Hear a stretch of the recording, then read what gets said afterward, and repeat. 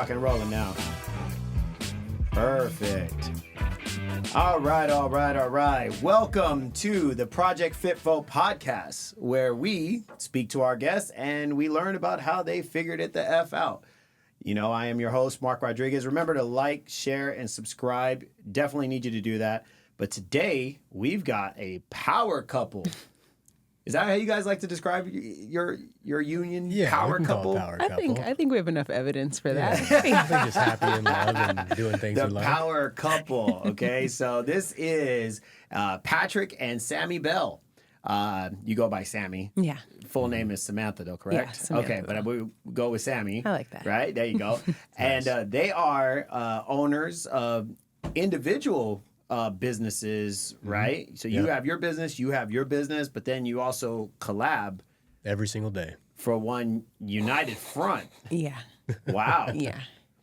This is interesting. We're gonna dive into this a little bit, but here at Project FitFo, we like to talk about how you figured it the F out throughout your time growing up, and also after you guys got married and with business. Things can be, especially with couples. I know me and my wife have talked. She was actually on my podcast, and we talked about this: the life of being the wife of an entrepreneur, a serial, crazy, insane, overly, that guy. Always hype. Exactly. Entrepreneur. How do you handle it? And my wife, she deserves the utmost honors for dealing with my ass. So, but with that, we're going to talk about that. Come on. So let's start, ladies first. So I would like to know, even though I've addressed you, your name, how old you are, and where you come from, where your background is, anything about your childhood that you would like to tell the audience. Yeah, that's awesome. So I'm Sammantha Nicole Bell, and I go by Sammy. Been raised as Sammy my entire life. I remember when I was a really young child, I was asked, "Do you spell with an I-E or a Y?" And I was like, Y is a cool letter. So I chose Y, and I didn't know that was the boy way. So, but no, I grew up in Arlington, Texas, and I'm 37 now, or not 37. Whoa. Yeah, I was like, well, you added a couple of years Yeah. there. Whoa. My birthday's in July, so 35. Okay, I there we still go. have a few years. But no, I was born to a mother who was an immigrant, and she came from Trinidad and Tobago at the age of 14. Hey. So I have a history with a very strong woman, and I also had a stepdad that showed up at the age of 4 who really brought a lot of just emotional resolve to my life. He really helped me see what it means to not only be next to a sensitive masculine, but also just have an everlasting presence of love. And so the combination of my strong mother, Caribbean woman, she has an opinion. She's got to, really fight to make sure we survive and to live. She's just such a powerhouse, this lady. And then to have my stepdad be by my side, always reminding me that I'm loved. That's the background I come from. And it's just, I couldn't ask for anything else. That sounds phenomenal. Sounds phenomenal. So Patrick, go ahead. Come on. She also forgot about her master's degree in kinesiology. Oh, yeah. and We'll all get those- to that. those extra credentials and fun stuff. Thanks, babe. Yeah. So my name is Patrick Bell. I run a business called Kingdom Health. I'm 27 years old, and my two favorite things are Jesus and fitness. And so I made a space where I could talk about both and jam out on them. And I met my wife on the road in entrepreneurship. So it's been a cool journey for us. And just growing together in that. And I didn't grow up knowing I was going to be an entrepreneur. I had no idea what I was going to be. I tossed between, designing video games and being a marine biologist and, anything and everything a kid who doesn't fully know their purpose thinks about, whatever's cool. But what was awesome is for me, when I turned 16, around that time I was playing football, and I never had a chance to start in my entire life in football. I was naturally weak, slow, and skinny, which is a really bad combination when you're playing a collision sport. And so there was around my junior year, I decided, it was around the time my Xbox actually broke, like it couldn't connect to the internet anymore. And I said, I'm going to try this whole gym thing. And so I gained 50 pounds in 9 months and went from riding the bench to team captain on the defensive line and the offensive line. And really just got off of the sidelines of my own life. And so that started this whole entrepreneurship journey and Just I didn't know what entrepreneurialism was then. I just knew I wanted to train people and help them, discover who they were. Like I felt like I was on the sidelines of my own life for a lot of my upbringing. And then suddenly, after gaining 50 pounds, women were looking at me, guys were wanting to be my friends. People were asking me like for advice and for support, and it gave social status. And I was like, this is really nice. I want to help other people do it. And so that started the whole fitness journey. And then at a certain point, someone told me that I couldn't do something. And I said, I'm going to start my own business and leave this one. And so that's how the entrepreneurial side started. Wow. That is a great story, by the way. I appreciate it. I'm trying to picture you 50 pounds heavier. No, I was actually, now I'm like 180. Right now, where are you if you in relation to the 50 pounds you gained, where are you at? So I started at 6 foot, like 155, bulked to 205. Okay. And then right now I sit like 185, 190, depending on the day. When you saw me when I came back from Bali, I was like 200. Yeah. That was about the size I was, except I wasn't as lean. Yeah, you were then. jacked. Yeah, You were really jacked. I leaned out a little bit and it was let like natural you went life to the happen. jungle and like got jacked in the jungle. That was the closest thing. Jacked in the jungle. Jacked in the jungle. Yeah, after that month, I was like, I think this is what anabolic steroids feels like. For those of you guys who don't know, I gained 15 pounds of weight, and I did the in-body test at our gym and gained like 8 pounds of skeletal muscle mass in 1 month. Yeah. Absolutely crazy. It was insane. Wow. A lot of it was muscle memory, like coming back, but training an average of 11 times a week, sleeping 9 hours a night, cold plunge, sauna, a lot of good things. Yeah, we're going to dive into that as well. Yeah. So how did you two meet? Like legitimately. He She Like, slid into tells my the story. she slid into my DMs and she was like, That "Hey, was cutie." such a lie. It's a lie. I don't do that. Listen. Patrick, I love you to death, man. But I highly doubt that that's the truth of the story because Sammy seems like one of those types of women that, you know what? Like she can run her own stuff. Yeah, She she don't can. need nobody, right? Am I right or am I wrong? He convinced me somehow when we're married. So Yeah. Well, which I have to give you credit for because I appreciate it. Yeah, I mean, listening to your story as your background, your mother played a very, very strong influence into your life. Explain how the concepts of what your mother taught you, along with the emotional side that your stepdad taught you, how it led into you being an entrepreneur yourself. that's crazy. Same thing as Patrick, never knew entrepreneurialism was on the table. My mom preaches, even still today, she's very much like, stability, stability, stability. Do you have your health insurance? Do you have your 401k? Do you have all of these things in place? Because anything could fall apart at any moment. And the lifestyle you're living is a high and low thing. Do you want to keep that up? And I'm over here like, oh no, do I want to keep it up? But no, she instilled certainty and service. So her background is being a social worker. Like I said, she came over here from Trinidad and Tobago at 14. Somehow ended up in Lubbock, Texas, of all places, for college. And from that place, she met another Trinidadian, which is insane, in the panhandle of Texas. They had me, so I'm full blood. But from the moment she found out she was pregnant, she had to go solo. He did not finish the job. And so she graduated the stage pregnant at 26. And from that point on, I mean, it was all her. And so she has taught me the value of not only being a good person when times are hard, but from her social work background, I wish you could see this woman. She's the person you want at your bedside when you are just out and you need someone to advocate for you. She is resourceful. She asks the right question. She knows how to be sharp. But then she also knows how to make sure everyone feels, some version of good in the process, because this is what needs to get done at the end of the day. And she will fight you for you in the way that makes you have to really think about it. And so that intensity, as growing up, it sounds great now, and it was great over time, but when I was younger, there wasn't always a lot of freedom to learn about my voice, who I was. And I've talked to her about this many times. She would hate to hear me say this right now, but it really was the perspective I received as a child. I knew she loved me. There was never any doubt around that, but it was very much, just from a safety standpoint, make sure you watch yourself. Make sure you stay in line, make sure. And in that mindset, I never really developed my own autonomy mentally and emotionally. And so my dad, without realizing it, really swooped in, my stepdad. He really came in and showed me emotional autonomy. He was the sensitive one out of the two. And he had no problem expressing his feelings. And I consider myself a very, very emotional person.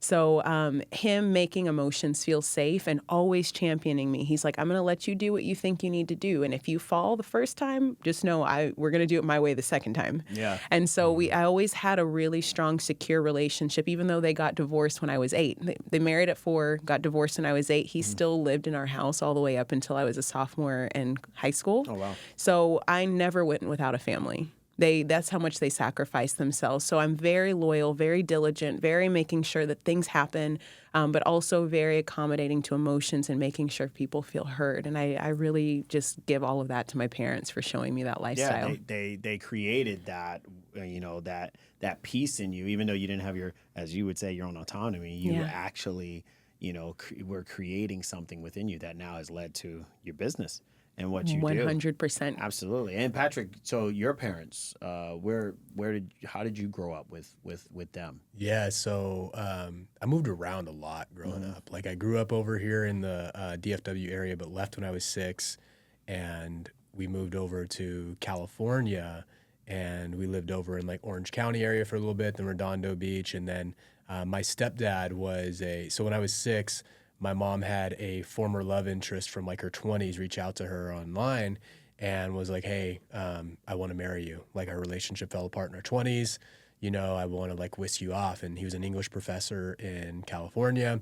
And so basically when I was 6, we left Texas like that, like in a moment's notice, and just left. And so started a new life, moved all around California. And then both my stepdad and my mom's parents ended up passing. They all lived in California. And so after that, we sold a home, moved over to Wyoming for a little bit so my mom could go back to college. She never, in this time, she's, they never actually got married. I call him my stepdad. They were just engaged for like 10, 12 years, and that's a story in itself. But, being with a English professor as a high school dropout, she had this passion to like learn a little bit more. And so she got her high school diploma. Then she got, we moved to Wyoming so she could get a degree in anthropology because she really liked that. Then we moved back to California. So like we moved around a lot. And did that affect you as far as you're growing up? 100%, dude. Like that's why social skills and things like that. Yeah, video games were my refuge as a kid, and so that's why it was like a big thing when that stopped, and that's what started the gym for me, because we moved every 2 years or so. So it was like, I'm just going to like dig into my games. You know what I mean? Like at least I'll have some friends in there who don't move, because I can connect online with that. So that definitely impacted me a lot. But I think what I saw the most was probably just people not really that happy in their jobs. Like my stepdad was an English professor, but he enjoyed the conversation around it, but I never just saw him. He'd rather be a guy playing the guitar, traveling, and like being a rock star. My mom, always bounced from job to job, never really found like a lot of purpose besides being a mother. That's a huge purpose for her. And so I think what, and it's crazy. My actual father, I was just talking with him on Father's Day. We're like, we talk, but we're not close. Like I call him on Father's Day. I got over my daddy issues, and like I cussed him out one time, and then my car broke down right afterwards, and so I had to call him for help. Yeah, because I'm in a whole other city. I'm like, all right, I need your help. And so we have a relationship, which I'm thankful for. But I was even talking with him the other day, and come to find out, he owned 12 different neon shops in DFW. Lost it all to cocaine. Yeah, like in the 90s, just lost it all. So it's in the blood.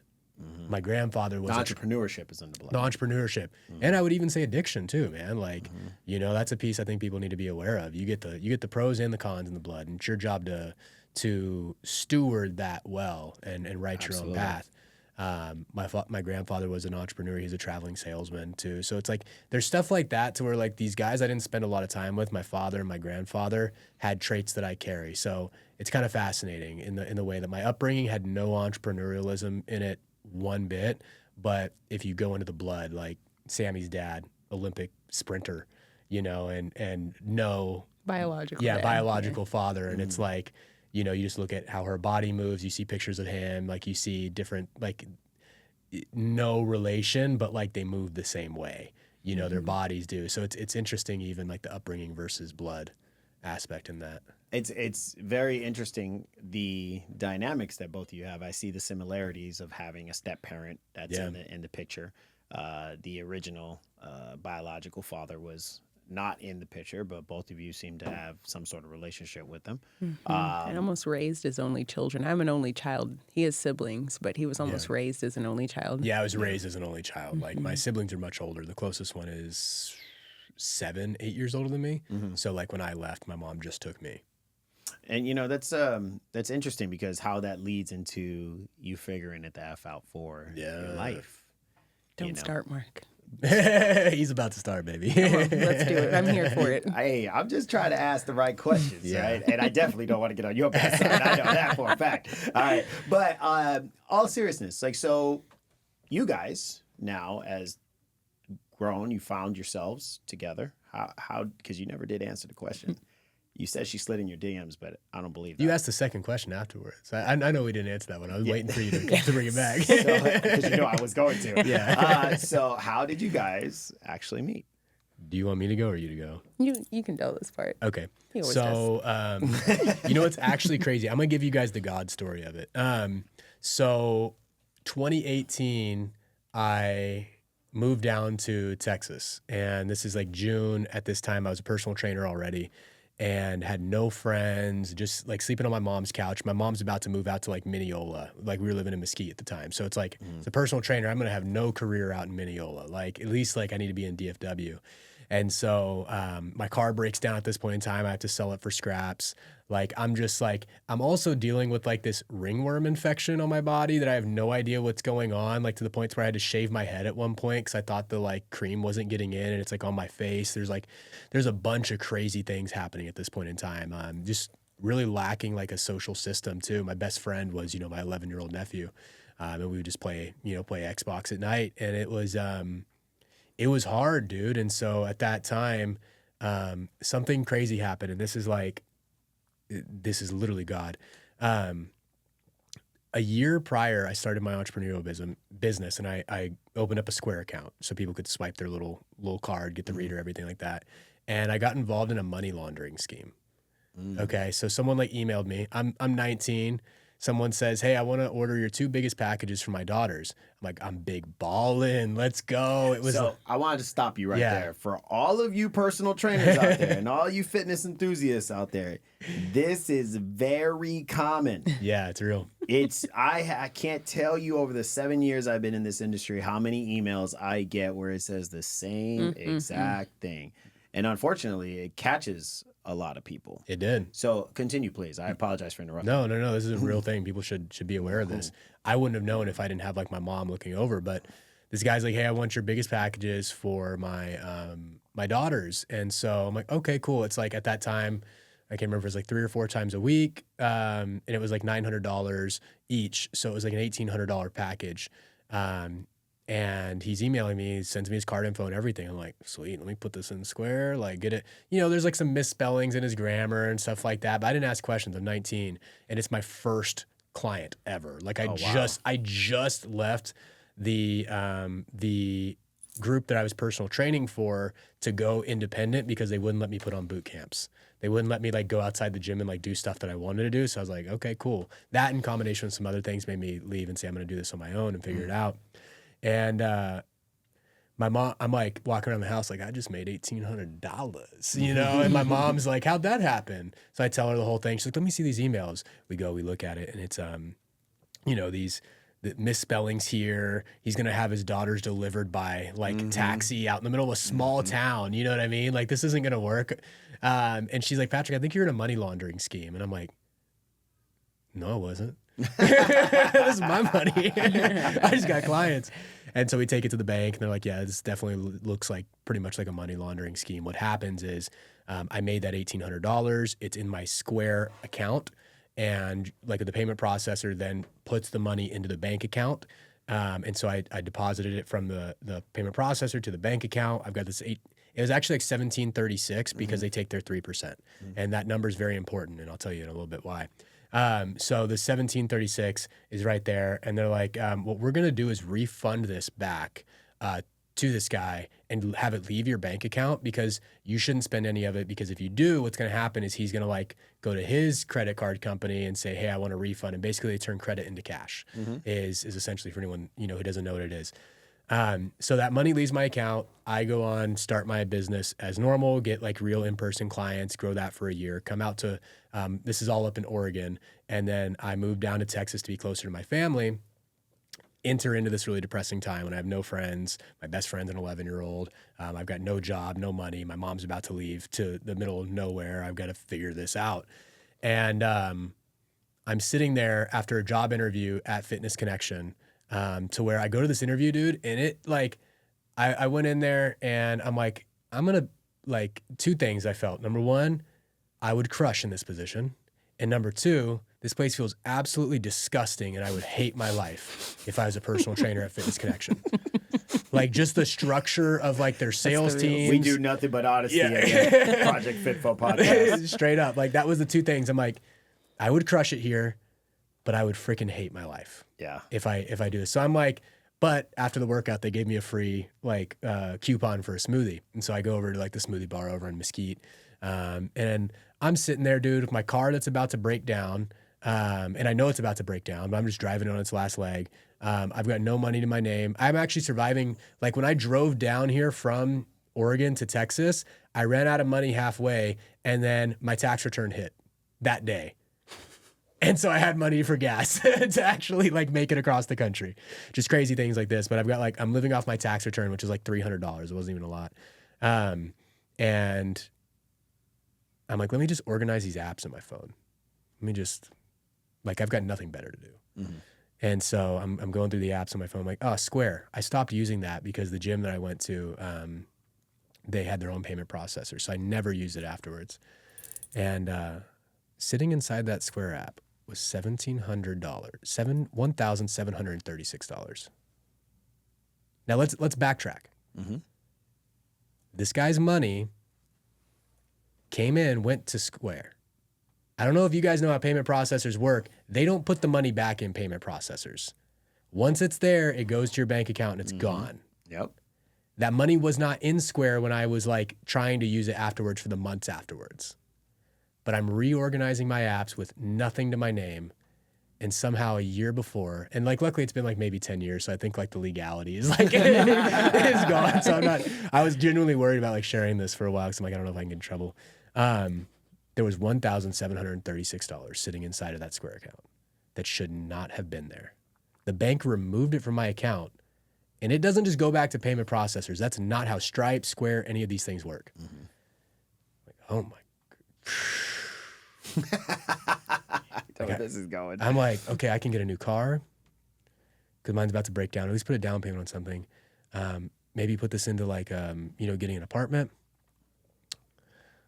Or I can go put the extra $220 I have with it. So I've got like $2,050 and I can put it as a down payment on this business coaching program that I wanted 6 months ago but couldn't afford. It's $6,000 and it's $2,000 a month. Yeah, let me go ahead and put that $2,000 into this business coaching program that I have no way to know if I'm actually going to have the money to pay the next payments. But basically what it is, it teaches personal trainers how to take their business online. It was called Sterling Griffin Wealthy Coach Academy, if you ever heard of them. Impact Academy, I think was the name at the time. I joined this program, super stoked, start going through all the homework, doing all this. Mark, when I tell you I bombed that program, I went into a deep depressive episode because during the same time, my car stops working. I have to find a relative's couch to live on. And I got no results following their system. I actually got leads, but then I felt like a sleazy ass salesman on the phone with some of my best friends from Oregon and former clients, walking through a script that didn't feel like me and trying to tell them to sign up for a product that I'd never done beforehand. And I got one person to sign up and then he asked for a refund 3 days later. And it just it's what a lot of people in business do. And I think it's when you're following somebody else's system, it's good in the beginning, but then when you start to feel not like yourself, you don't know where to draw the line between I got to trust a system that I've never tried before versus your intuition just saying, this isn't you. You need to stop being somebody you're not. And so I bombed that program completely, dude. Like I give up on like starting the online side of my business. I'm just like, I'm never going to do this again. I'm going to go get a job at 24 Hour Fitness in Mesquite.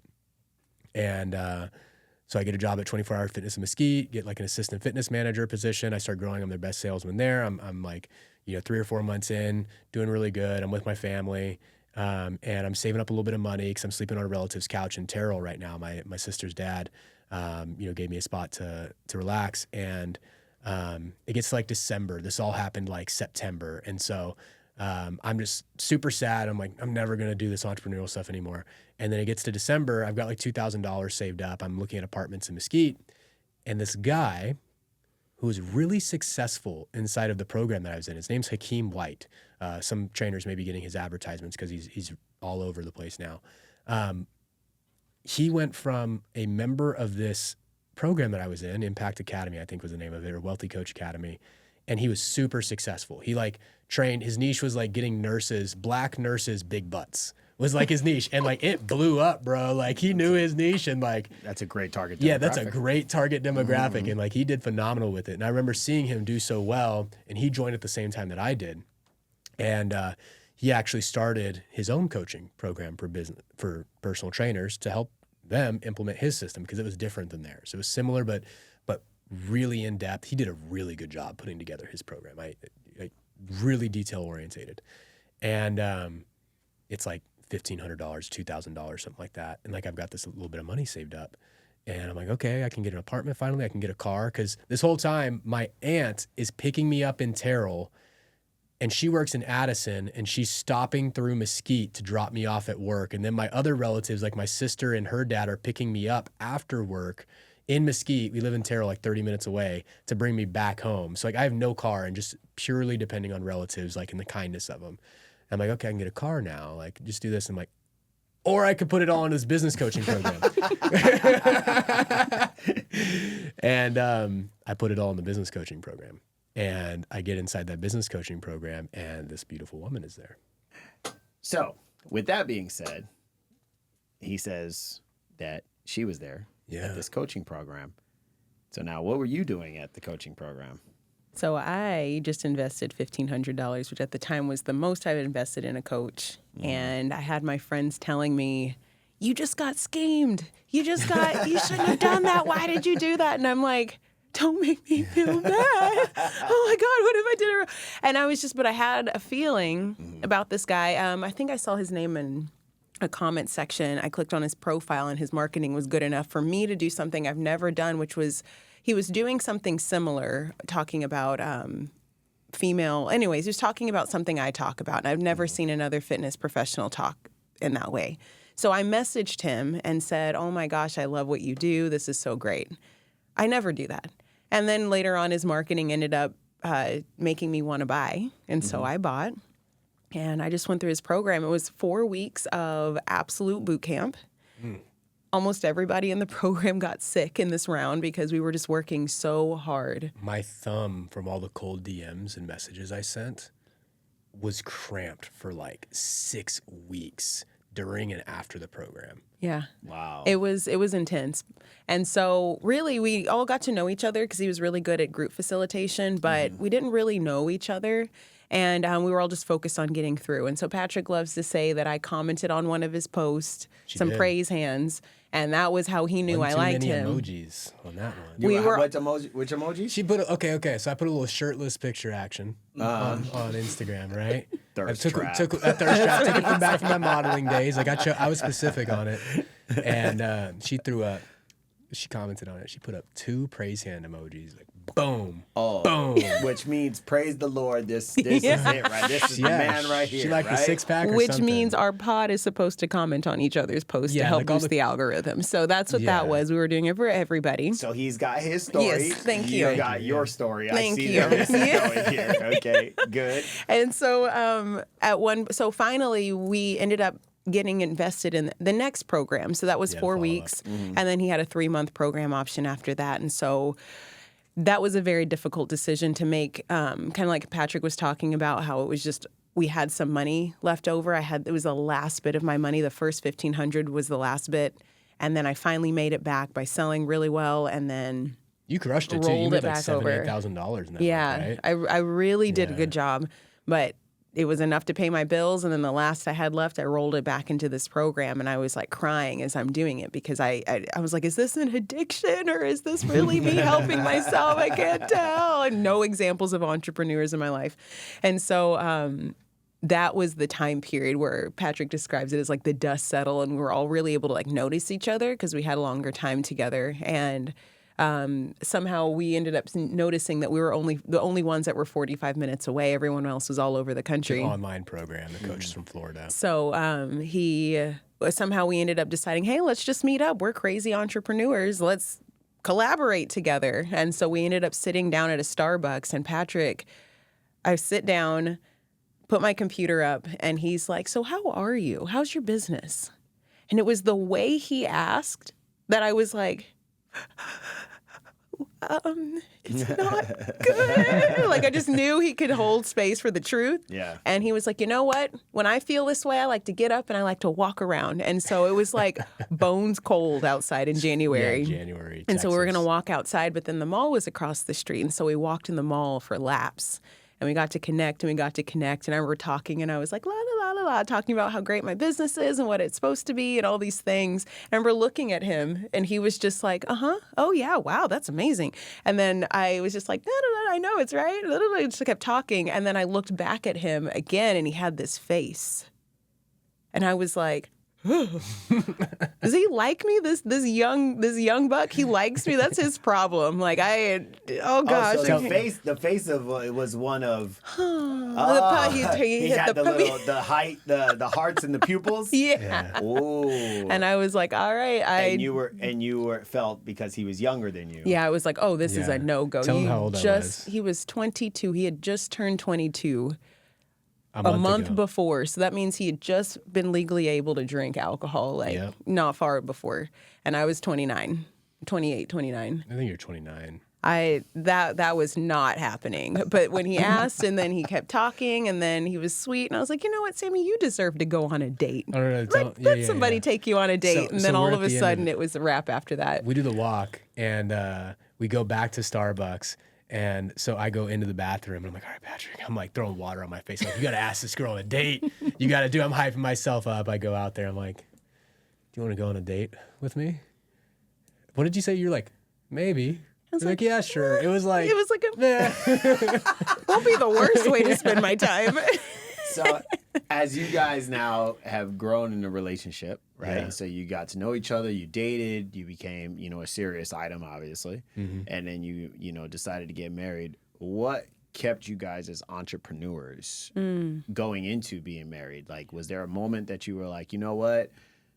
We need to figure this whole entrepreneur thing out and maybe dial it back for security reasons, stability, as you were talking about. What kept you guys going? I mean, it was the foundation of our relationship. Like, we found each other in an entrepreneurial program, and when we would meet up, it was for creation. It was us trying to figure it out. And a lot of times, still to this day, he brings layers that I don't have, and then I bring vision and foresight that maybe he doesn't see. But when we would get together there, I remember specifically a time we met up at another Starbucks, and we got into the back room of Starbucks with a whiteboard. I didn't know they had side rooms with whiteboards, but he knew about it. And so we started just mapping out our visions and just putting it all over the place. And at one point, he ended up hitting this moment where he was like, hey, how cool would it be for me to be able to get Elliot Holtz and interview him? Now, this is his idol. It's the man who made me want to be a personal trainer. So I grew up like watching his videos on YouTube, and like he was a personal trainer, super jacked. Made a lot of videos on like masculinity, fatherhood, and stuff like that too. So like I'm like learning how to be a man and be a trainer from him. And like 3 million followers on YouTube. Super yeah, huge so guy. this is a really big guy, and he was like, well, how cool would that be? And it was just random. It didn't make sense for anything other than how cool. And I looked at him and I was like, what if you did that? Like, what if you did that? And he was like, and he has the gusto to just go. I overthink and I sit down on things for too long, but he has the gusto to go. And he was like, okay. And he posted on his Instagram and tagged Elliot Hulse multiple times. Not only did Elliot Hulse respond, but Patrick did an interview. And that for me was one of those moments that when I look back on it, I was like, that's what we do together. I don't know our relationship without entrepreneurialism, but it's more so, it's not entrepreneurship, it's creation. Yeah. It's, I have a thought, I can't see the whole picture, what do you see? You have a thought, hey, have you considered this? You need permission, I need permission, you need, a push, whatever. We have this ability to kind of dance around each other in the areas that I wouldn't even say that we're weak. Maybe we're just not, it's not our strong suit. And things happen. I've never seen things come together so easily, even when it's freaking hard.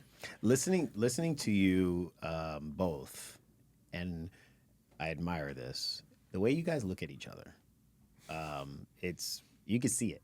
It's like, I don't know about you, Webster, but can you see it? You can see right? it. Yeah, you can see it. Like there's such a connection there that there's a creation that you guys probably don't even know is about to happen at some point that is going to be just astronomical. It's going to be something that's going to be so big, you're going to be like, I can't believe we just did this. And you can tell by the way you two like talk about each other and even just the way forward. So hardships. Which one? They're in sync. We never do that. That was They're cool. in sync, That was on camera. right? That is on camera. Hardships. You say, which one? Which one would you like to tell the crowd that you... I'm gonna let you choose. Let me choose that one. So I can go off. So keep it. I want to keep it short between each of you because Okay. we're gonna go through this real quick. So hardship. One hardship, instantly, one sentence pops in your head. Which one is it? First one. We've walked through 2 miscarriages in the past year. Okay. Like that's been crazy. And my apologies for that. Prayers both to you. Appreciate you, man. Now, how do you deal with it? How did you figure it out to move forward? Yeah, the first one, dude, it put me out for like 2 months. Put us both out for like 2 months. Like I wasn't there. I stopped marketing. I stopped like outreaching. I just basically showed up for my appointments, and I was working a side job, bartending, waiting tables at the time. Like I'm just gonna plug back into the matrix and like just try to forget about it. The second one was much more recent, and I would say how we handled this one a lot better was the fact that we let family and friends in on it. And so the first one, it was just us. And so grief alone is very hard. Absolutely. Very hard when you just grieve alone. But there's something about when you know that the family and community is grieving with you. And not even in a way to where it's like, you love me, so you should feel sad too. But just in the way of knowing that like this isn't my secret or burden to bear, you know, and like just knowing that like, okay, it's hard, but like people are in the hard with me. It's a support system. It's Absolutely. a support Like system. as much as we love each other, where I'm strong and he's not as strong, and then vice versa, there are areas where we're both weak. And so having a support system to fill in the spaces, I think that's what I think was the big difference. Absolutely. And it's like, it's, now we've got a team in the business to where it's like on certain days when we had to go to doctor's appointments, like Andrew, like he covered appointments for me, it was like being able to, it was all around a support system. Like the first one was we were alone, both as a entrepreneurial team, it was just the two of us, and also just as we didn't let the family in. Like we wanted to, it was an early miscarriage, and so we wanted to go to the sonogram and then tell people. Then we go to the sonogram and find out there's no heartbeat. And so it was the only way people knew we were pregnant was also, hey, we're pregnant, we had a miscarriage. This time it was like we got to share the pregnancy buildup, we got to share the joy in it, and then also the grieving, right, the loss with the baby, and that just allowing yourself to be supported by other people was huge. Not like, would you say that was so huge that it allowed you guys to, take this grieving moment and be able to refocus yourself back into your businesses? Yeah, like we just came up with one of the best ideas that's going to dominate Dallas. Yeah. Like, You don't have to share. Yeah, It's yeah, a secret, right? Yeah. No, you can join the Dallas Knee Club. We'll fix your knees, athletes, active This people. is its first public Come on announcement. in. Yeah, if There you've you got bad go. knees in Dallas, Texas, we've got the solutions for you. Come Brought on to you down. here once and only Yes, Project FitFo there we podcast. go. Well, I mean, the reason why I bring this up is because there's so many people out there that deal with some severe hardships. Obviously, that was one that instantly popped in your head. So now moving forward, obviously, you know, we're going to wish the well wishes for it to be a true thing, you know, here in the future. But you still have your businesses to run. Yeah. Right. And so where a lot of people, hardships like this, especially, you know, things like this would come and people would fold automatically. What keeps you going? I would love to tell you it's, oh, well, when the baby does come, we'll be prepared. And it's a little bit more for me, like, I don't know what else I'd be doing. I'd literally be staring at a wall, sitting in our apartment if I wasn't. And I can't even tell you it's, oh, I need to help people, because when you're down and you're sad and your life feels like it's falling apart, there's something else. And for me, it's to keep myself busy. The very bare bones. It's hard to say, but it's just to keep myself busy. And then once I get busy and then I start leaning into creation, then I'm like, oh, wait, things are possible. Look at what I just did today. Look at what I just created yesterday. Look at the idea that came to me when I was sitting in silence. Like it all starts creating, and then that creation mindset helps me be like, oh, I can create more life. Like we can try again. Yeah. So I feel like there's a lot of parallels in the miscarriage around entrepreneurship. Yeah. And so it's really been highlighting a lot of that to me. And I'm like, okay, let me sit and figure out what this lesson is supposed to be so I can be stronger for the child, of course, but really for the foundation we're setting in our family. Yeah, and on those two parallelisms, it's like, why do you continue in entrepreneurialism when you have hardships like that? It's because you love what you do. Why do you continue in your family after a miscarriage? Because you love what you do. The passion Right? The is passion there for both. The passion's there for both. I think it's like if we're in this because we freaking love what we do. Like I show up and I heal people and get people stronger. Like that's exciting to me. You know, I get to talk to my wife. I get to mentor other personal trainers and like help them grow their business and help more people. Like Yeah, that because you pumps had a me little up. bit of a hardship recently as well. Oh yeah, dude. With even because you were working at a restaurant. Right. You know, Yeah. trying to make some extra cash. Yeah. And then, you know, you got let go for, you know, a stupid reason. Yeah. You're telling me I might even dive into that because that's not even worth the Yeah. time.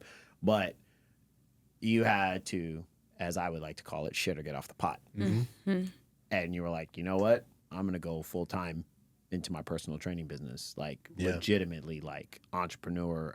This is where I'm going. What was the success rate? And how long did it take you to get to a point where you kind of was like, holy shit, look what I just did? Yeah. That happened in December. Uh-huh. December was the best month I ever had in my business. And May of this year, I passed the amount of money I made in 2023. Look at that. So in a 5-month span, Yeah, 5-6 months. 5-month span, you already made more money than you made for 12 months the previous year. Yeah, in my Combined. business. And yourself as well? That moment didn't affect me, actually. And this is going to kind of go off a little bit, but going back to the relationship and entrepreneurship, the way he's been moving, we have only had each other. So there were times where I felt like I was carrying his business, but I wasn't carrying mine. And there were also times where we would blend marriage and business. And then we're in a business meeting, but then wifey feelings come up and then triggers. And blah, blah, blah, blah.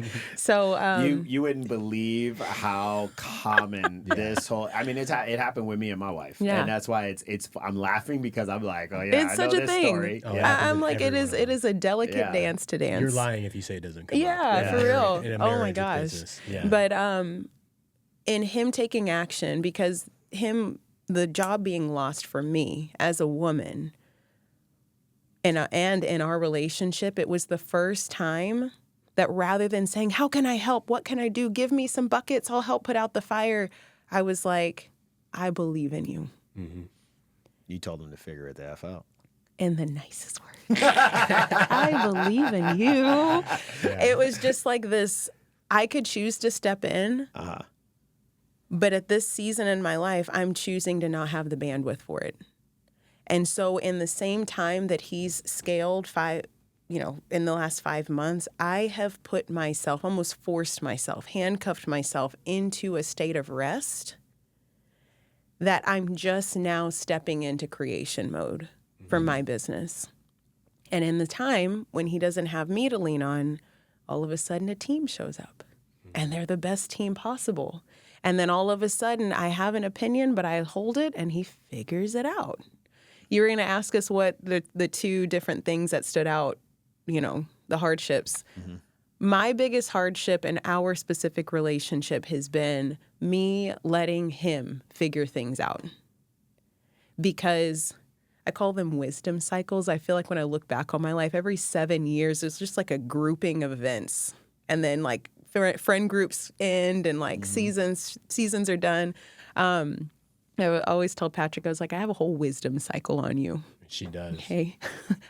What you're experiencing now, I've been experiencing. I understand. I know. Me keeping my mouth shut so he can explore and learn and figure it out. But then also realizing him learning and figuring it out is like me sitting in a passenger seat and we're driving on a tight, windy cliff, and then he actually goes off the cliff and I have to just sit there and hold on without making him feel like a horrible person. That for me is hardship, and for the hardships that it brings on. Mm-hmm. But when it comes to, oh man, I forgot what I was saying. Oh, this season now, I'm really learning how to be individualized next to him. And a lot of what my dream relationship would be is me in rest. It's not for him to support our whole family, because I know that I can contribute, but I want to create from a state of rest. And if I make 10 times more than he does, or even just half of what he makes, I want that money to come from a place of rest. So allowing myself over that same time frame to step back while he's pushing forward has created an even better dynamic for us. And that was something I had to figure the F out because of that hyper independence that I had to create as a single woman. Wow. Y'all listening to this? Y'all seeing this, right? So, ladies, men, For wow. real. I tell you, I am absolutely in amazement right now with the way you two are, dealing with everything. Congratulations to you on your team, by the way. Thank you. Because I know that was another step up in your business, and you became a business owner with a team under your charge now.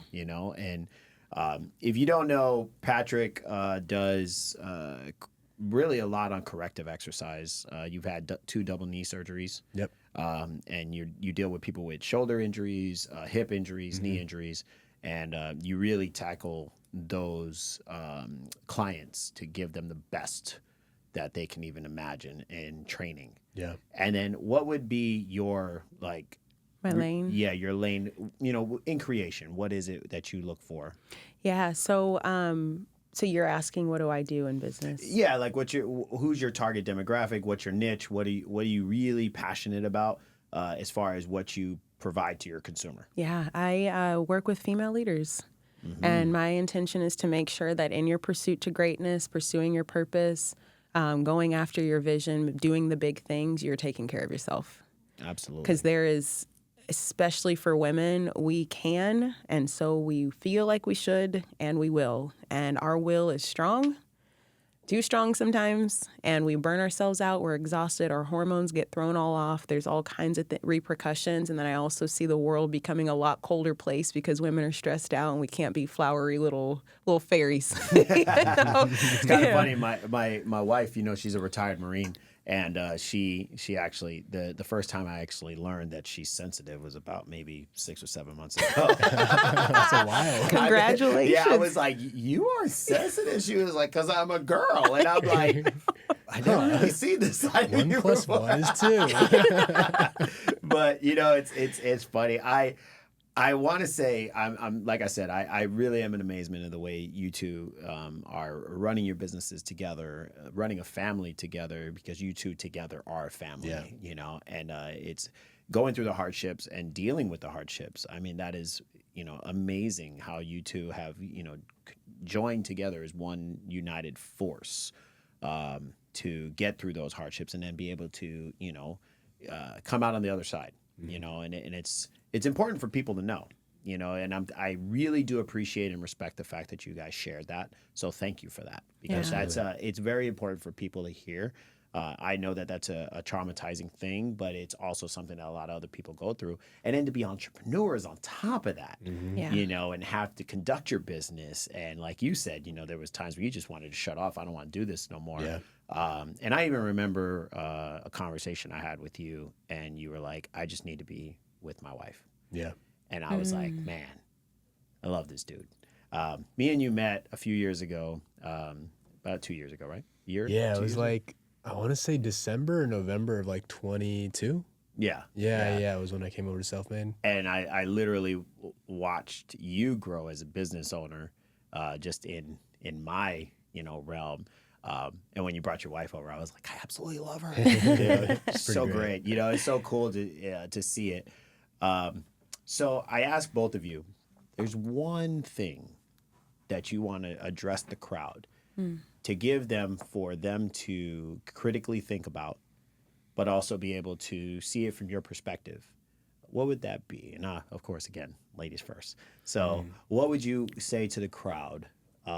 Something that you feel is a gem that they could take with them. And if you could please look to the camera. Yes, hello, camera. Oh, I forgot the keywords gem.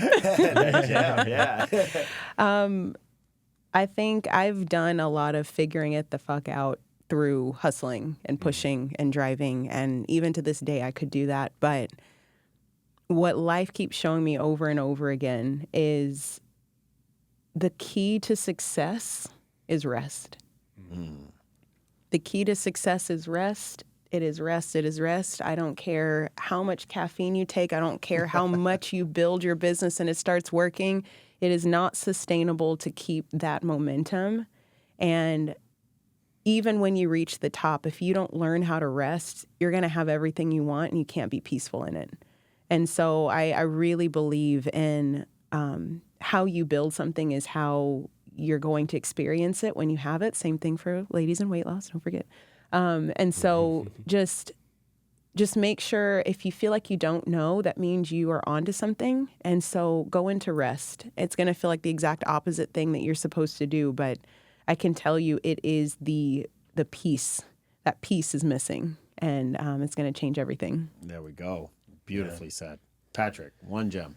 Yeah, similar light. I would say there's a lot you can do in your business, and there's a lot that you can't do in your business. I think the most important thing that you can have is a patient approach to business growth, and realize that you can send the DMs, you can make the posts, you can go to the networking event, but at the end of the day, 90% of this, you can't control shit.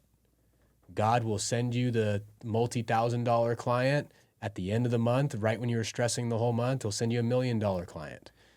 And there will also be times when nobody is coming at all, and you're like, what is going on? There's something beautiful happening in every single moment of it, and you got to realize you actually have no control, even though you still got to show up and get your reps in and do what you need to. But at the same time, balance that out and learn to have fun in the process too, rather than worrying when, you know, you need to make this end, this end, this end. Do it, keep showing up, do what you need to do for that. But once you get it done, sit back and stop trying to do the extra unneeded stuff that's just bringing your blood pressure up and killing fathers in their 40s and 50s. I love it, man. I love it. Where can they find you at? At ActiveAttractive on Instagram. Okay, ActiveAttractive on Instagram, man. At ThePatrickBell on Instagram. Check out my YouTube. I put up a weekly long-form video on there. And then I post daily on all of short-form platforms like TikTok, Facebook Reels. Just got a LinkedIn because of Jonathan Banks, dude. Jonathan Banks. Yeah. Shout out to Jay. Shout out to JB. Yeah, also on Twitter and Threads. All same thing, yeah. Yeah. ThePatrickBell. There you go. There you go. Well, I want to say thank you so much for being here. This has been an absolute pleasure to hear both of you guys. Yeah, absolutely. You get the applause. There you go. Please don't forget to like, share, subscribe, tell everybody about this Project FitFo. Go on there. We have amazing people like Sammy and Patrick that share their. Thank you for sharing, your experiences. I really do appreciate that. And remember, when all else fails, figure it the F out, and we're out of here. Deuces. There's the music. Hey. Hey. Nice little beat. That's it right there. I'm a bigger problem when I click with Skrillex. Murder on my mind, it's time to pray to God. My revolver's not religious, the revolution.